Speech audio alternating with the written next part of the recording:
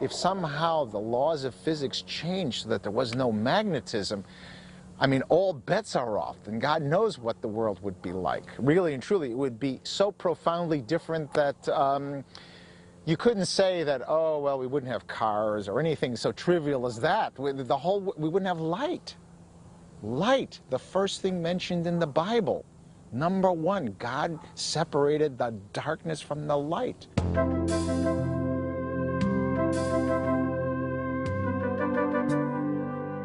Since the first moments of creation, magnetism has been a force in our universe so powerful, so fundamental, nothing in our world would exist without it, not even us.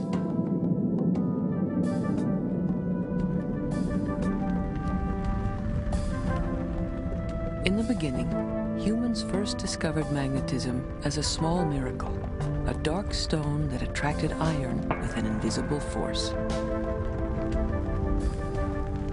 In a time when fire was tamed to fashion tools, when the stars were all named, here was something truly magical. A rock with a mind of its own. It was an effect without a cause. When science began, it began in the Greek colony of Miletus, 650 BC on a Thursday morning, or something like that. People started saying, look, let's look for a logical explanation for this complex world. And lodestones were part of this curious complexity. Lodestone is an iron ore, a natural magnet.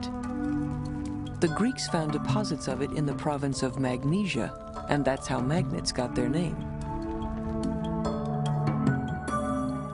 Hippocrates, while he was busy inventing medicine, thought a thing as curious as lodestone must be good for something, so he claimed it had healing powers.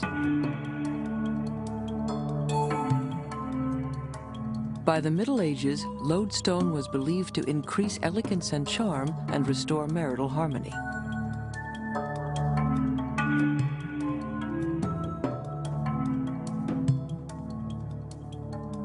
People believed it cured everything from heart disease to gout.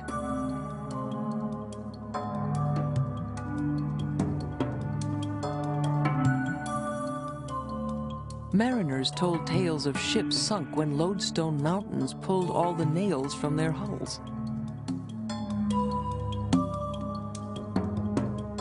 By 1269, Petrus Peregrinus began to explain the magic. Ta-da!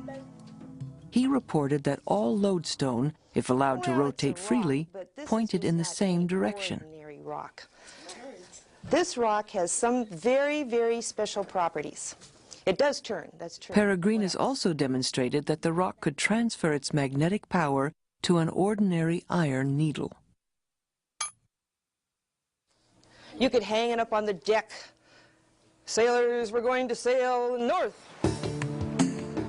Travelers no longer had to depend on the sun and stars to guide them. Magnetize a piece of iron, float it or mount it on a pivot, and you have a compass. Ready to guide a Sunday sailor around the bay or Columbus to the New World. The stone disclosed to Flavio its secret love for the pole, but he disclosed it to the sailor.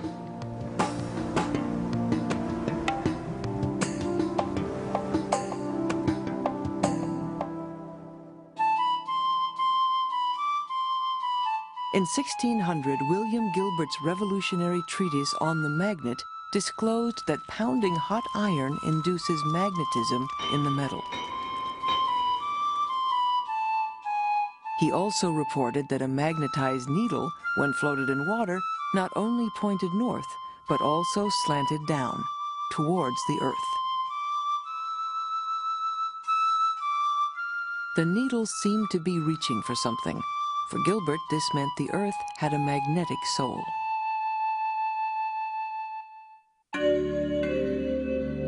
He was right. The earth itself is a giant magnet.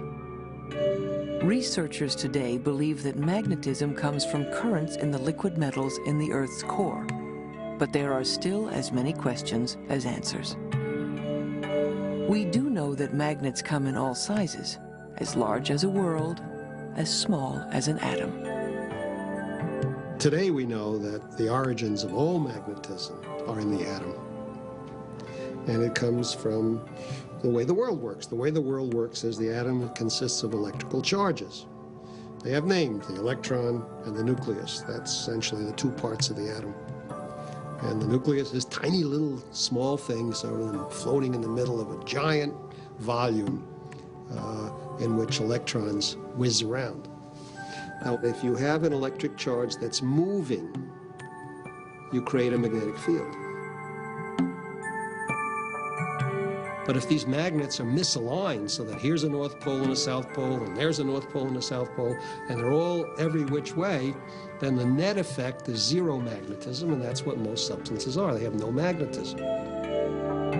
But in some metals like iron, clumps of atoms line up and point their poles in the same direction. These clumps are called domains. And suddenly you have an accumulation of all North Poles on one side, all South Poles on the other side, and you have a bar magnet. A little bit more. Oh, look at that. You can put a little bit more. And then go Sprinkle all iron filings over a bar magnet and you can see magnetism. What is happening as he drops them? The magnetic field is not uniform. It has invisible magnetic lines looping out of the top and bottom of the magnet. Look at those beautiful magnetic lines of force. The Earth is a little large, but if you could surround it with iron dust, you'd see the same loops of magnetic force. Like all magnets, the Earth's field lines converge at its magnetic poles. It is this field that protects us from cosmic radiation. The sun, being a big, powerful star, is constantly ejecting a rather powerful stream of charged particles that fly through space. And were they to hit the planet Earth, the radiation that they caused could damage us, could give us skin cancer, cataracts. The Earth's magnetic field channels those charged particles and acts as a barrier to prevent them from striking the atmosphere. However, the Earth's field dives in to the atmosphere at the North Pole and the South Pole. When those charged particles hit the atmosphere, they ionize it, they make a weak plasma like we see here. Plasma, a superheated gas in which electrons are stripped from their nuclei. And it's those sheets of plasma that you see, that rippling, beautiful light that we call the Northern Lights. These curtains of light lived in the legends of the people of the North. The Inuit in Alaska thought the aurora borealis signified celestial battles. 16th century Germans believed the sky was on fire. To the Chukchi people of Siberia, the souls of their dead lived on in the light.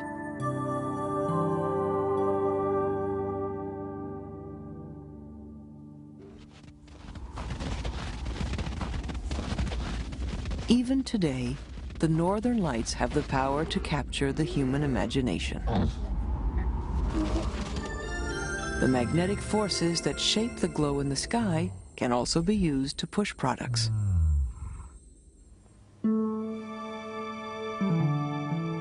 Far to the south, in the heat of California's Death Valley, the history of the Earth's magnetic field is locked in layers of rock.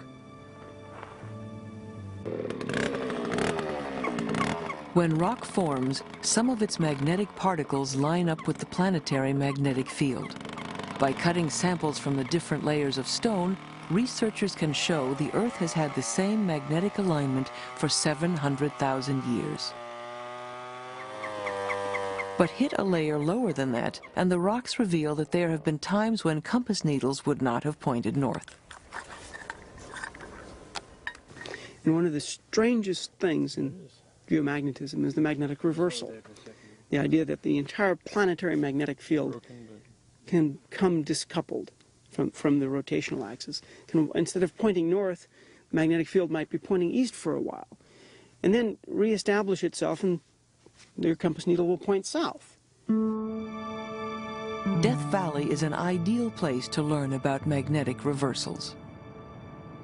There's an active fault zone that runs through the bottom of Death Valley here. It has taken these lake beds, turned them on end, thrust them up, and then the streams have dissected down through them, so we have almost 100% exposure. It's one of the few places where we can go and say, right, the magnetic field started in a normally magnetized state here, and 3 or 4 meters up there, it's in a discretely reversed state. And yet what we're recording is the history of the Earth's field. Each little bed, when it is formed, preserves precisely the magnetic field at the time.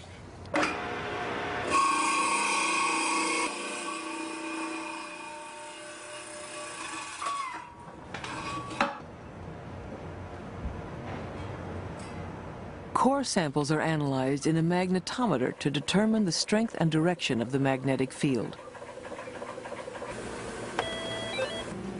Researchers can use that information to plot a geomagnetic map that tells the history of the Earth's field reversals. Far from Death Valley, there are other reliable places to study geomagnetism. Volcanoes. Molten magma erupting from the Earth's inner chambers is rich in iron. When it cools, it locks in clues not just about the Earth's magnetic field, but also about how the continents were formed.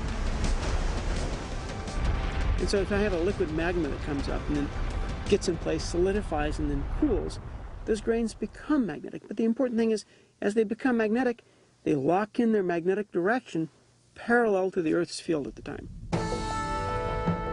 Beneath the surface of the ocean, cooling lava locks in magnetic information as it creates new seafloor.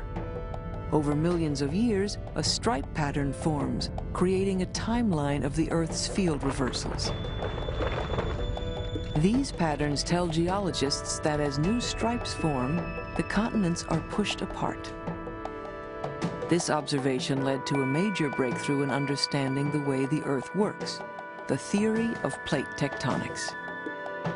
There's no parallel in the history of science where one set of observations made such a key change in the entire field and turned everything. Perhaps the only one that's comparable, say, is the Darwinian revolution in biology, which still has its ramifications. But the plate tectonic revolution was a similar thing in geology, and that was driven by magnetism.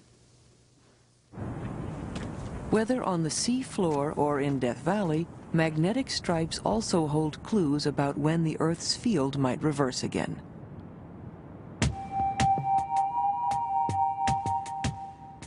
Studies indicate we are in a period when the magnetic field is declining fast, 15% since the year 1670. If the present trend continues, the Earth could lose its entire magnetic field in about 2,000 years. Compasses would be useless, the northern lights would vanish, and our globe would be exposed to cosmic radiation.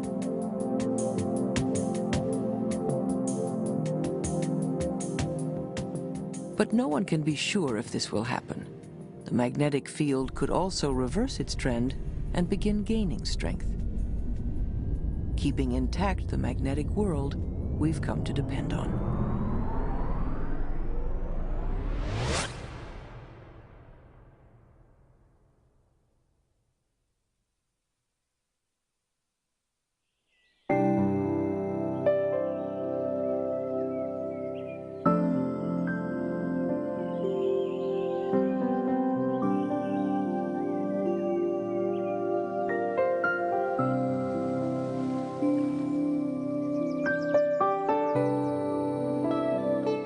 If you look at our fellow inhabitants on Earth, they seem to know where they're going. But how do they know? Biomagnetism may be the answer. Well, there's been speculation for a long time about the Earth's magnetic field providing a cue that could be used by organisms, especially after humans were able to use the magnetic compass as a navigational aid. People speculated, well, the Earth's magnetic field could also provide a cue to other organisms in navigating their way through the world. The mystery of how animals can navigate is a big problem in sensory biology. How does an animal know to do that? And various groups of biologists have studied this, and it turns out you discover that animals are extremely clever. Pigeons, for example, can hear sounds both higher and lower frequencies than humans do. They can hear bridge vibrations in New York and home on it. They can see polarized light patterns in the sky. They have a sun compass.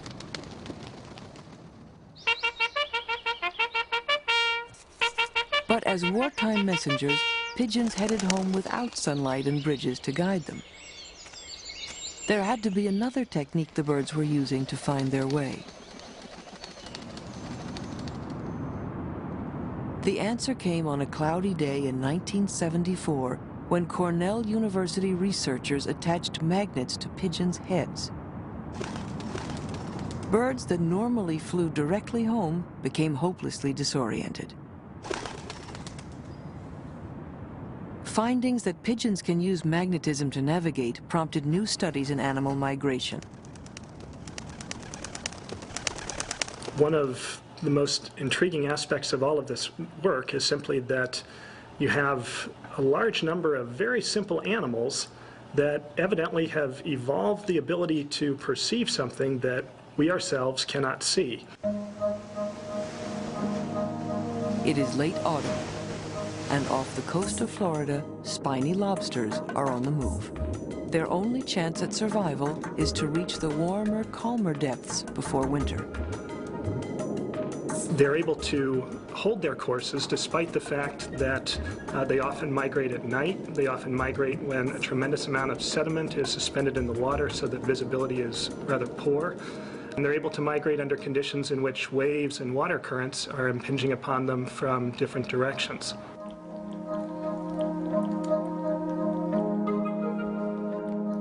To find out if lobsters have a magnetic sense, Ken Lohman set up a tank where he can control the magnetic field.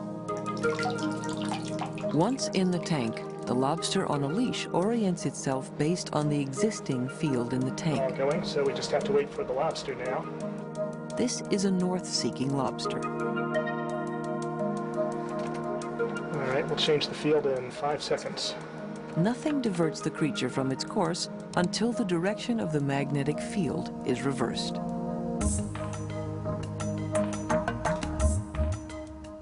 Our results from the laboratory experiments demonstrate that lobsters have the ability to orient by sensing the Earth's magnetic field. This suggests that they may be able to guide their migration by detecting the Earth's magnetic field. Out of Ken Lohman's clutches, the lobsters do what they ought to do, a migratory dance along magnetic lines of force.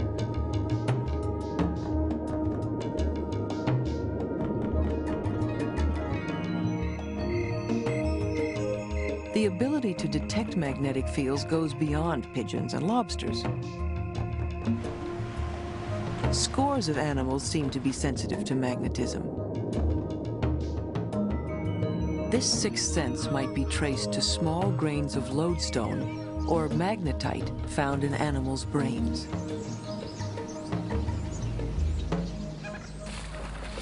The question is, how small can you go and still find biomagnetism?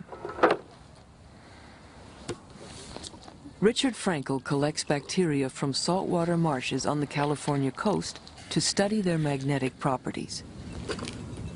These bacteria have a problem. They seek food and security in the muck under the pools of water, but they don't have eyes to guide them, and they are so tiny they're unaffected by gravity.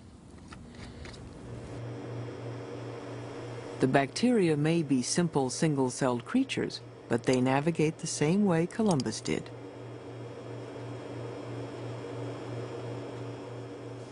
Looking at the monitor here, we can see bacteria swimming out of the sediment particles and accumulating at the edge of the drop, which is closest to the yellow end of this bar magnet.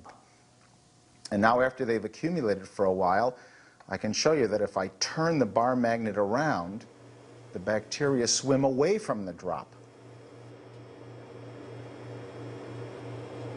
Unlike the pigeons and lobsters, we can actually see the bacteria's internal direction finder.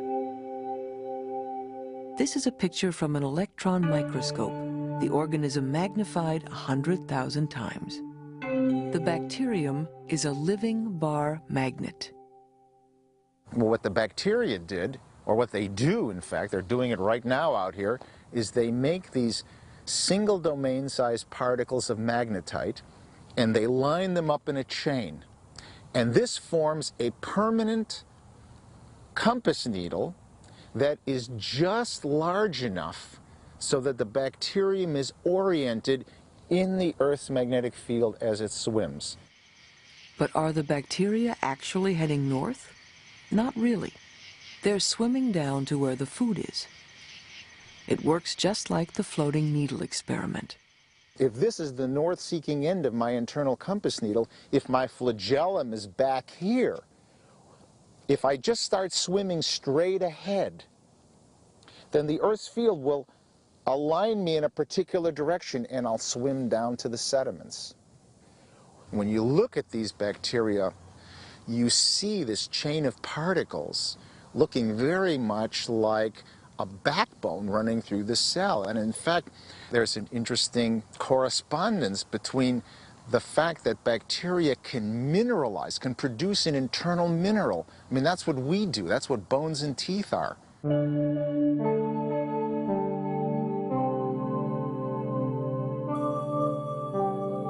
It's kind of an amusing idea, but it could well be that this skeletal system that we now have in our cells evolved in these magnetic bacteria to keep these magnets in line. And if that were the case, this kind of an absurd conclusion that perhaps we wouldn't be here if it weren't for the magnetic field driving the evolution of this. If we have magnetic microbes to thank for our spines, is it possible that we too have internal compasses? When he's not digging in Death Valley, Joe Kirschvink is busy in his lab dissecting human brain tissue, looking for magnetite. He finds it, miniature magnets among the neurons. The discovery of a permanently magnetic material in human tissues is a surprise. I mean, if I take a magnet, it doesn't normally stick to my head or to my fingers, and the assumption was that there's probably nothing ferromagnetic there. But it turns out nobody had looked. What Kirschvink did was turn his tissue samples into a kind of brain soup. A strong magnet placed in the liquid pulled iron oxide crystals out of suspension. What we know at the moment is that all of the crystals that we've seen and extracted and purified and studied are perfect biological bar magnets. The crystals in our brains are almost identical to those in the bacteria. If you realize that birds and fish and other vertebrates, our cousins evolutionarily, also produce this material, shouldn't be that much of a surprise that we do it as well. It's our ancestors anyway. So we've got magnets in our brains, but there don't seem to be enough of them to serve any purpose in human beings. Perhaps at a distant point in our evolutionary past, the ability to sense the Earth's magnetic field was extremely important to us, and its importance may have diminished over time as our other sensory systems became more and more sophisticated. Human magnetism may be more useful as a conversational metaphor than as a direction finder. We talk about people having a magnetic personality. Some people we find attractive. Some we find repulsive. Those with major differences we call poles apart. Attraction and repulsion, reason and energy, love and hate are necessary to human existence. In the late 1700s, Franz Anton Mesmer proposed the existence of a force called animal magnetism. To him, it was more than a metaphor. And his theory was that there was some kind of a fluid that flowed from the Earth's poles through the human poles and so forth. And so if that flow was unblocked, that constituted health. But if you got blocked somehow, then you got sick. And his therapy was to rub people with magnets. He had one subject swallow a concoction containing iron before attaching magnets to different parts of her body. She reported feeling streams of a mysterious fluid running through her veins. Mesmer also hosted what he termed therapeutic seances. At one, patients sat around a vat of sulfuric acid while holding on to iron bars. They were mesmerized. Though declared a charlatan and a quack by a royal commission, Mesmer had started something, the magnetic link between magic and medicine.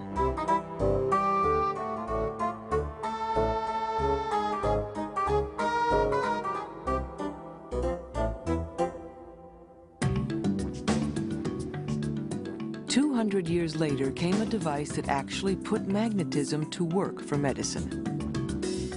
Magnetic resonance imaging revolutionized healthcare, and the acronym MRI entered the popular lexicon.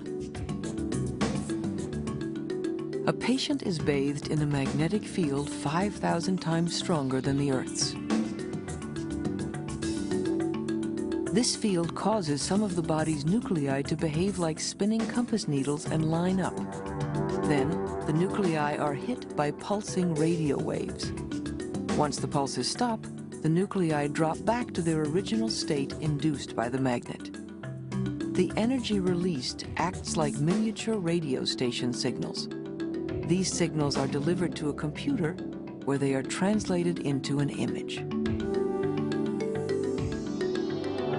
MRI images save lives by detecting life-threatening cancers like this brain tumor earlier and more safely than other imaging techniques like X-ray. Magnetism has really opened up a new sense of the sixth sense. We could call it a seventh sense, which we've had to create with these large magnets and all the technology we've developed.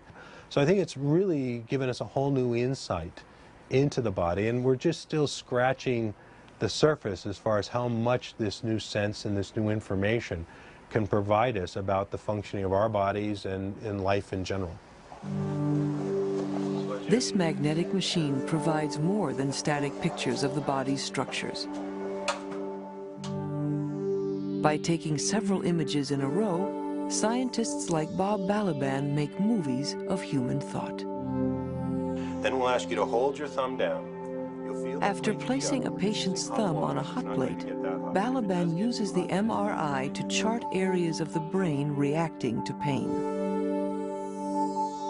Scientists are also using fast MRI to study cerebral maladies like epilepsy and schizophrenia. Whether detecting cancer or analyzing thought, MRI provides a magnetic window into once hidden realms of the human body.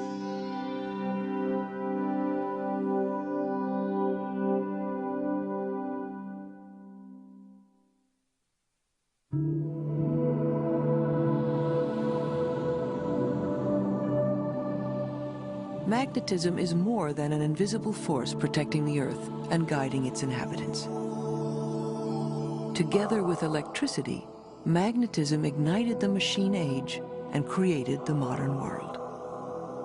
Electricity and magnetism are used to make motors run, to make videotapes work. They're used in our cars and our stereos. They're part of our world. If you choose not to know about something like that, then it becomes magic.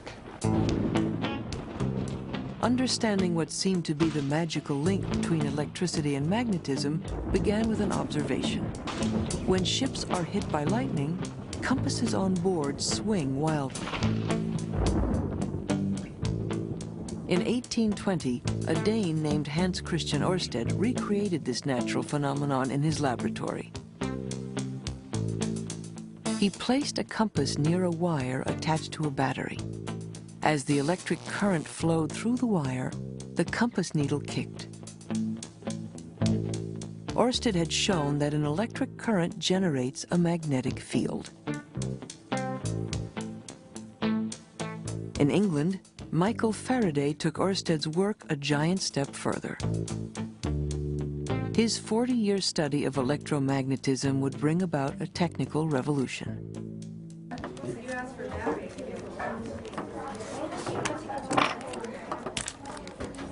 First, Faraday showed that a wire placed next to a magnet rotates when an electric current flows through the wire.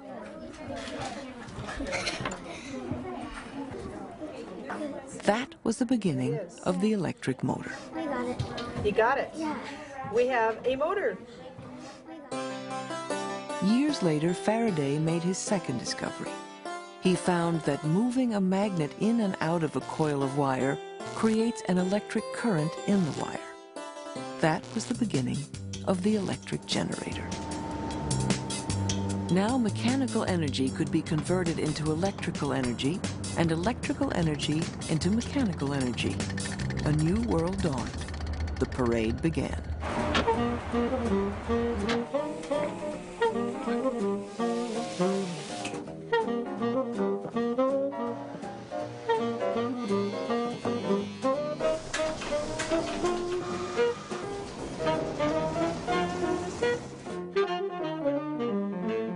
Magnetism, the poor old workhorse, just keeps going along. Magnetism is involved in motors and all kinds of machinery. It's involved in electric generators. That plant that you see in the distance there is producing electricity by using magnetic induction, basically. So magnetism it's not a rarity in our world. Far from it. It's ever present.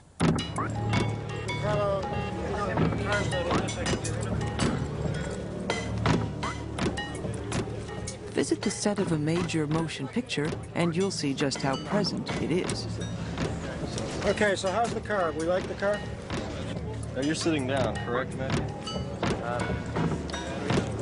No, I'm standing up. You're standing up. I'm standing up right now. We have passed from the machine age to the information age. Another technological revolution brought to you by magnetism. Another magnetic force happening. Whoa! Get ready, please. We are rolling. Camera mark. Action. Magnets in the camera motor move the film. Earphones have magnets that move little metal diaphragms to reproduce sound. The picture on the video monitor is painted by an electron beam controlled by a magnet. The computer stores its bits and bytes on a magnetic disk.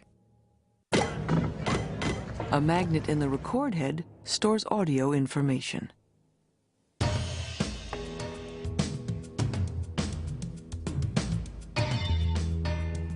It's interesting to reflect on the fact that 1 teaspoonful of rust powder coated onto floppy disks and videotapes can store more information than all of the clay tablets in ancient Egypt. Audio tape, computer disks, and video cassettes all store information magnetically.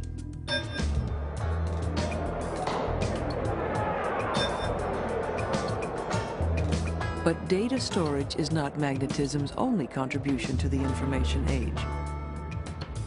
Electromagnetic waves enable us to transmit this data all over the world. The most important single function of magnetism is that it can transport energy through the universe. We wouldn't feel the radiation from the sun if there weren't electromagnetic waves to transmit it. Electric and magnetic fields that vibrate at right angles to each other create the waves that transport radio and television signals through space. Even light travels in the form of an electromagnetic wave. So light is a vibration where the changing electric part induces a magnetic part, which induces the electric part, which induces the magnetic part, and the whole thing keeps inventing itself, moving outward in a line, and that's what's coming out of the sun. That's electromagnetism that's coming to us. The unified force of electromagnetism that makes a motor run also transports the light and energy that sustains life on Earth.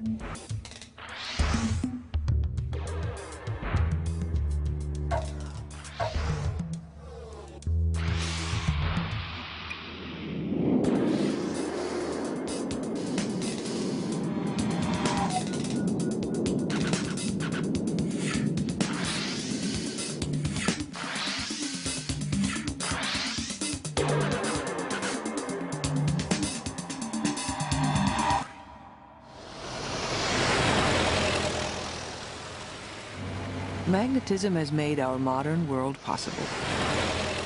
But the journey is not over. Silence now. The race is about ready to begin. Wait. On your mark, get set, go. Ready, one. When we ride into the 21st century, we may be doing it on a magnet. This is no ordinary train. It's a magnetic levitation vehicle known as maglev, a machine that uses magnets to fly. Put two north ends of a magnet together, and they're pushed apart. The force that propels a toy car can also lift a 50-ton maglev off its tracks. Strong magnets in the vehicle induce repelling forces in the aluminum track, just as your face is reflected in a mirror. There's no interaction between a permanent magnet and the aluminum because aluminum is non-magnetic.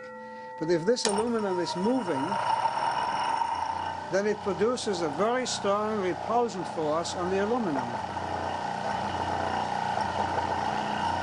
And that's because the magnet induces an image of itself in the aluminum, and it sees a magnet of like polarity. North pole sees a north pole and repels.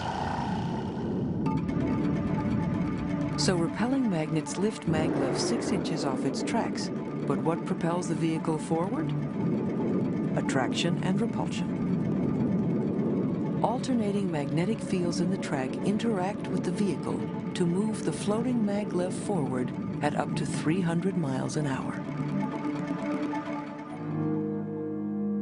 If all this seems vaguely familiar, maybe it's because floating vehicles have been a staple of science fiction for decades. And real-life maglevs have been around as long. In New York in 1914, Émile Bachelet patented the very first maglev. It worked so well, it crashed through the wall of his laboratory.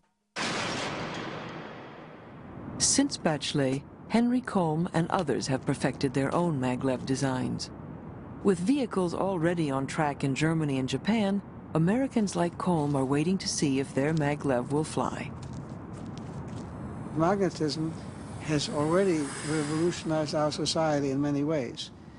It's waiting in the wings to do new things. They're doing new things at MIT's Magnet Lab, using magnetism to create energy from water. If you split uranium atoms, some of their mass is converted into energy. Lots of energy. This is nuclear fission. You can also make energy by squeezing atoms together. Fuse 2 hydrogen atoms, and you get 1 helium atom, plus energy. This is nuclear fusion. At MIT, they're using magnets to create energy from fusion.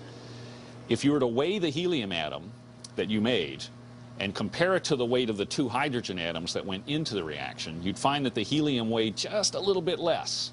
And that small difference in mass is converted to a huge amount of energy by the famous equation E equals mc squared. E is energy, m is the change in mass from 2 hydrogens to 1 helium, and c is a number which represents the speed of light, which is 186,000 miles per second. C squared is the speed of light multiplied by itself. It's an unimaginably huge number. So an extremely tiny difference in mass releases a tremendous amount of energy. And that's what fusion is. And that's what keeps the sun burning. But if you captured a little bit of the sun, what could you keep it in? The answer is magnetism, a magnetic bottle. Steve Fairfax is chief engineer of MIT's plasma fusion reactor, the tokamak. He is keeper of the bottle. We send the power for a medium-sized city through these 5-foot-thick concrete walls and on into the magnets of the tokamak, where we use them to produce a very powerful magnetic field. Inside the tokamak, we're going to heat a gas to 50 million degrees. Now, the center of the sun's only about 15 million degrees, and there's no material on the planet Earth that will withstand a temperature of even 1 million degrees. So we use all this power to make a magnetic field and create a magnetic bottle that holds the plasma away from the walls of the machine. At MIT, they use 15,000 gallons of liquid nitrogen every day to cool their electromagnets to 350 degrees below zero. Once cooled, they can send huge pulses of energy through the magnets and into the tokamak. The magnetic force is so great that it would lift a stack of cars as tall as Mount Everest, and it takes 100 bolts like this to keep the machine from flying apart. Inside the machine's donut-shaped chamber, gases are heated until the atoms lose their electrons and the gas becomes a plasma. Because it's too hot to see inside the tokamak, Fairfax has a model that shows how magnetic fields are used to induce fusion. Now, if I take this horseshoe magnet and put it next to the plasma, you can see that the magnetic field from this magnet is having a fairly strong effect on the plasma. It can move it around. Now, we don't use horseshoe magnets in our research. We use electromagnets like this. So when we turn that on now, you can see the plasma has clearly been squeezed away from the walls of the tube. Because it's not touching the tube anymore, the plasma's hotter. It's not being cooled off as much by touching the tube, and that's what makes it brighter. So this is the very same principle that we use in our machine, only where this plasma is a few thousand degrees. In our machine, we're shooting for temperatures of 50 million degrees. The tokamak now requires more energy than it produces by fusion. But when they reach 50 million degrees, they will be one step closer to producing power to light the world. Power to replace fossil fuels. Cheap power. It means that we will have a means to extract energy from seawater without causing pollution in the form of radioactive fuel elements that have to be disposed of. We will produce nothing but pure energy and light. That's the dream.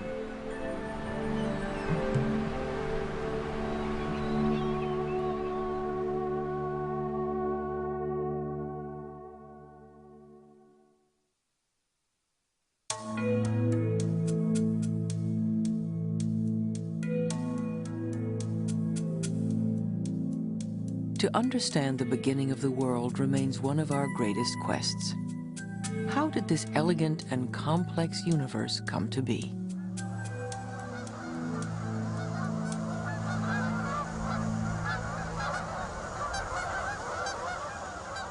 At Fermilab outside Chicago, they are using magnets to mimic the moments of creation. Here they discover magnetism is not just one of man's tools. The electromagnetic force itself is key to unraveling the mysteries of creation. If you look from the top floor of this building, you see a large circle. It's 4 miles circumference, and particles go around that circle. Now, what do you think makes them go around the circle? I'll give you 26 guesses as to what makes particles go in a circle. Magnets. Magnets forming the circular accelerator pull atomic particles around the 4-mile track 50,000 times per second. When these particles collide, it's a miniature Big Bang. From the debris emerges a picture of how the universe began. At the Big Bang, we think the world was pristinely simple. One particle, one force, maybe the force and the particle were sort of the same. And then the universe, as it cooled, got more complicated. Today in our universe, there are just 4 fundamental forces. Gravity. That's what keeps all planets and galaxies in place. The strong force holds atomic nuclei together. The weak force causes slow disintegration of atomic nuclei. The electromagnetic force binds electrons to nuclei and ties atoms together into molecules. The holy grail for physicists is a theory that would link all 4 forces. Now, Einstein spent 30 years of his life trying to connect gravity, a primal force which keeps the Earth in its orbit around the sun and makes apples drop down off trees and things like that. Gravity and electromagnetism, try to combine them, unify them, without success. But the unification objective is still with us. But scientists today have linked only 2 of the 4 forces. Now, the weak and electromagnetic unification is something we've been able to replicate in the laboratories like Fermilab right here, because the weak and electromagnetic are representative of temperatures which we can produce artificially by collisions in our laboratory. To achieve total unification, physicists would need an accelerator 1,000 light years around. Even if such an accelerator could be fashioned, no one knows what the benefit might be. But that's how it's always been with magnetism. From the compass to creation, this mysterious force lures us into a world of discovery. All we can do now is say, look, it's important for humankind to know the world in which we live. We live in this world. How did we get here? What are the processes by which we got here? What is the future of the universe going to be like? The process of understanding magnetism created a vast opportunity for humans to live a better life.